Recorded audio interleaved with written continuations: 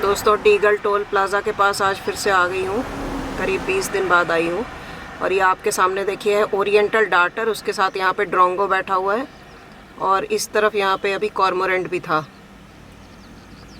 Oriental darter काफ़ी समय बाद मुझे यहाँ पर दिखा है। पहले एक बार दिखा था 2024 में, और अभी फ़िलहाल मैं यहाँ पे आई थी। वर्ल्ड वेटलैंड्स डे था जिस दिन, विश्व आर्द्र भूमि दिवस जिसको कहते हैं। ये देखिए पंख वैसे ही फड़फड़ाता है और वैसे ही सुखाता है जैसे कॉर्मोरेंट, लेकिन इसकी नेक बिल्कुल वैसी होती है, स्नेक जैसी लंबी होती है, इसलिए इसको स्नेक बर्ड भी बोलते हैं। तो 2 फरवरी के बाद आज आई हूँ यहाँ पर करीब 20 दिन बाद। बीच में गुड़गांव गई थी इधर से, लेकिन उस दिन कुछ खास यहाँ पे दिख नहीं रहा था, तो मैं बिना रुके डायरेक्टली निकल गई थी। और उसके बाद फिर फैमिली में फंक्शन था और बाहर भी जाना था मुझे, तो इसलिए इस जगह पे आ नहीं पाई थी। तो आज मौका मिला है और देखिए अच्छी साइटिंग भी हो गई है डार्टर की। अभी यहाँ पर हेरन भी था और ब्लैक हेडेड आइबिस भी था, लेकिन वो दोनों उड़ गए कहीं जब तक मैं डार्टर का एक शॉर्ट्स बना रही थी। ये देखिए इसके पंख मतलब जो विंग स्पैन होता है वो काफ़ी बड़ा होता है, कॉर्मोरेंट से भी बड़ा होता है। और आप देखिए इसके बिल्कुल जो पंख के जो एंड हैं, जो टिप्स हैं, वो फिंगर्स की तरह, मतलब उंगलियां जैसे हमारी होती है ना, उस तरह से ये इसको अलग अलग दिखती हैं। और इसकी पूंछ भी काफ़ी अलग होती है कॉर्मोरेंट के कंपैरिजन में। ये देखिए, ये इसके बगल वाले डाल पर ही कॉर्मोरेंट भी बैठा हुआ है। ये कॉर्मोरेंट है देखिए, और इस तरफ ओरिएंटल डार्टर।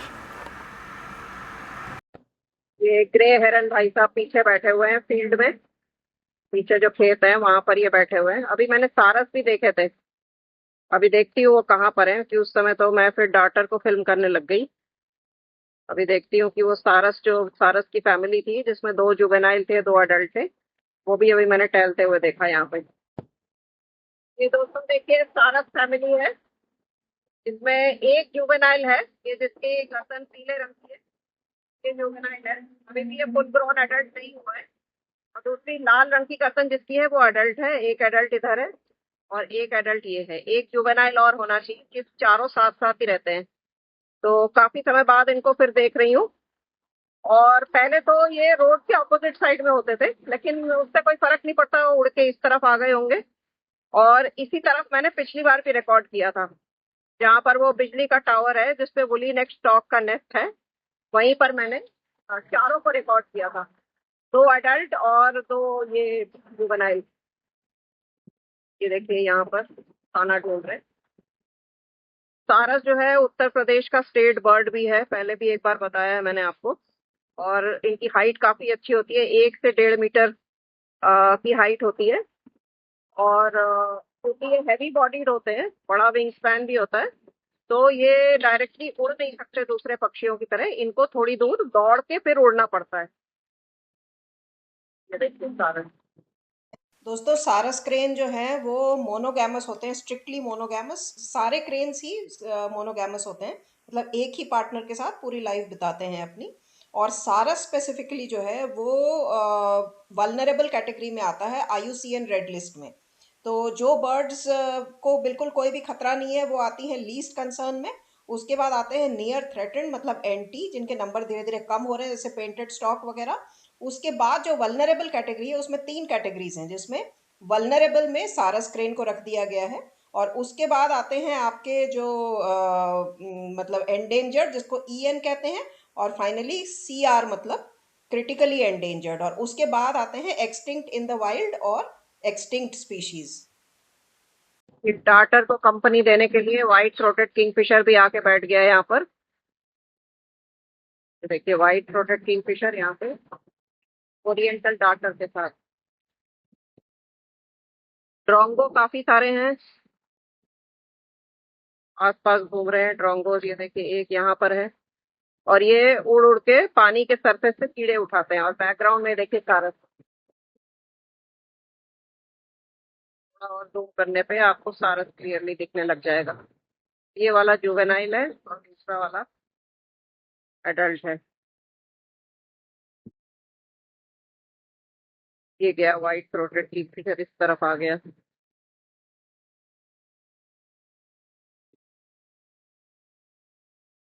ये देखिए ड्रोंगो फिर से पानी के सतह से कुछ उठा के और ऊंचे यहाँ पे आके बैठ गया फिर से।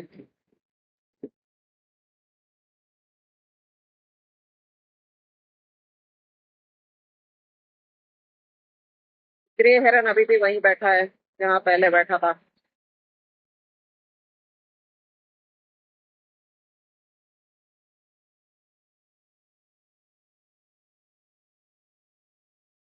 और सारस भी वहीं पर है।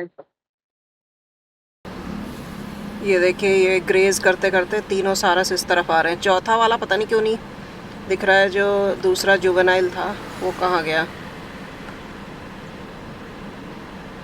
एक ही जुवेनाइल दिख रहा है। आई होप उसको कोई नुकसान नहीं हो गया।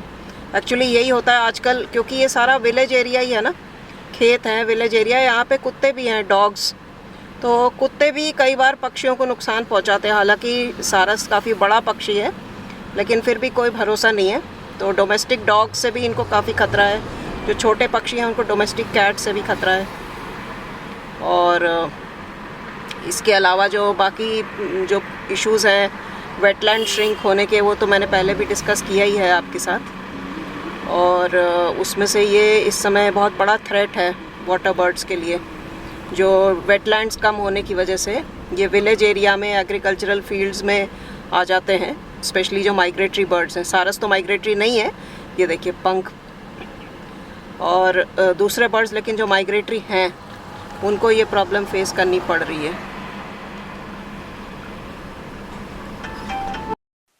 दोस्तों वही सारस जो है ग्रेज करते हुए इधर आ गए जहाँ पर वुली नेक स्टॉक का नेस्ट है। सारस का जो साइंटिफिक नेम है वो है एंटीगोन एंटीगोन। और इनका जो ब्रीडिंग सीजन होता है वो बरसात के टाइम पे आता है। और ज़्यादातर ये पानी के आसपास ही रहते हैं। जो उथला पानी होता है, शैलो वाटर पॉन्ड्स वगैरह छोटे छोटे होते हैं, एग्रीकल्चरल फील्ड्स के पास ही रहते हैं। तो वहाँ पर ये काफ़ी बड़ा सा नेस्ट बनाते हैं अपना। और जो नेस्ट का डायमीटर है वो 2 मीटर तक हो सकता है। काफ़ी बड़ा फ्लैट प्लेटफॉर्म जैसा बनाते हैं। घास वगैरह और पानी में ग्रो करने वाले जो रीड्स होते हैं उससे नेस्ट बनाते हैं, और पानी के लेवल से थोड़ा सा ऊपर रहता है। तो ज़्यादातर एग्रीकल्चरल एरिया में ही ये रहते हैं। एग्रीकल्चरल एरिया में रहने से इनको भी फ़ायदा है, लेकिन इस वजह से इनके नंबर्स भी कम हुए हैं। और अब मैं आ गई हूँ रोड के ऑपोजिट साइड में, और यहाँ पर देखिए वुली नेक स्टॉक है। उधर वुली नेक स्टॉक के नेस्ट के पास में सारस की फैमिली घूम रही है, और ये एक स्टॉक जो है रोड के ऑपोजिट साइड में बैठा हुआ है। ये रोड के ऑपोजिट साइड में भी यहाँ पर देखिए एक सारस है।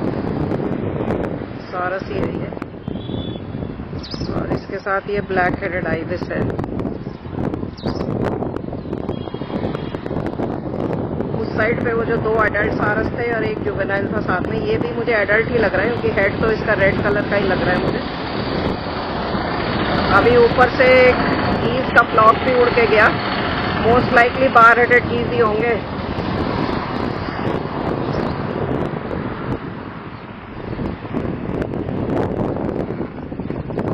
इग्रेट्स आज बहुत सारे घूम रहे हैं यहाँ पे। आज हल्की सी ठंडक है, बीच में जो गर्मी इतनी ज़्यादा हो गई थी ना, तो आज थोड़ा सा बेटर है। सुबह हल्की सी धुंध भी दिख रही थी। ये बेस्ट सीज़न होता है बर्ड वॉचिंग के लिए। और अभी तो वैसे भी सारे जो बैकयार्ड बर्ड काउंट चल रहा है, ग्रेट बैकयार्ड बर्ड काउंट, वो 16 तारीख को था। कैंपस बर्ड काउंट चल रहे हैं। ये देखिए साइड में यहाँ पर भी एक और सारस है। तो एक सारस की फैमिली उस तरफ है और एक सारस का पेयर इस साइड भी है। बहुत अच्छी बात है कि इतने सारे सारस क्रेन्स इस तरफ है। ये देखिए एक ये है और ये इस तरफ की, मतलब ये दोनों एडल्ट है। तो ये एक अलग फैमिली है। और जो दूसरी तरफ जो मैंने दिखाया आपको, वो एक अलग फैमिली थी। यहाँ पे डक्स हैं, कॉर्मोरेंट बैठा हुआ है।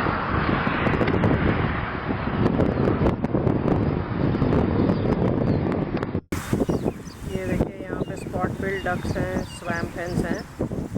और पानी काफ़ी था जब बारिश हुई थी, लेकिन अभी काफ़ी टफ समय से ड्राई सीज़न ही चल रहा है। हो सकता है अब इस वीक में बारिश हो, थोड़ा सा पानी यहाँ पे कम हो गया है।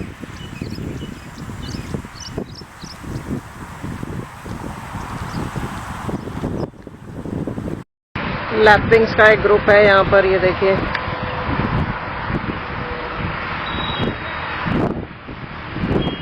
और इसी जगह पर एक्चुअली जब पिछले साल की बात मैंने एक और वीडियो में भी बताई थी, लेकिन उसके साथ वो हेल स्टॉर्म वाला वीडियो अटैच करना शायद भूल गई थी मैं, तो इस वीडियो में अटैच कर दूंगी मैं।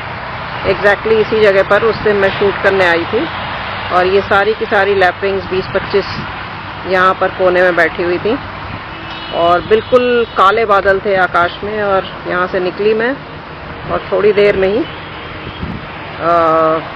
बहुत तेज़ ओलावृष्टि शुरू हो गई। थोड़ा सा ही बचा था 1.5-2 किलोमीटर घर पहुँचने में, लेकिन वहाँ पर मैं करीब आधा घंटा फंसी रही ओलावृष्टि की वजह से। वो वाला शॉर्ट्स भी मैं इसके साथ अटैच कर दूँगी। तो मुलाकात होगी आप लोगों से अगले ब्लॉग में। ये वीडियो यहीं पर एंड कर रही हूँ और अगर आपने चैनल को सब्सक्राइब नहीं किया है अब तक तो चैनल को सब्सक्राइब कर लीजिए और वीडियोस को लाइक और शेयर करते रहिए।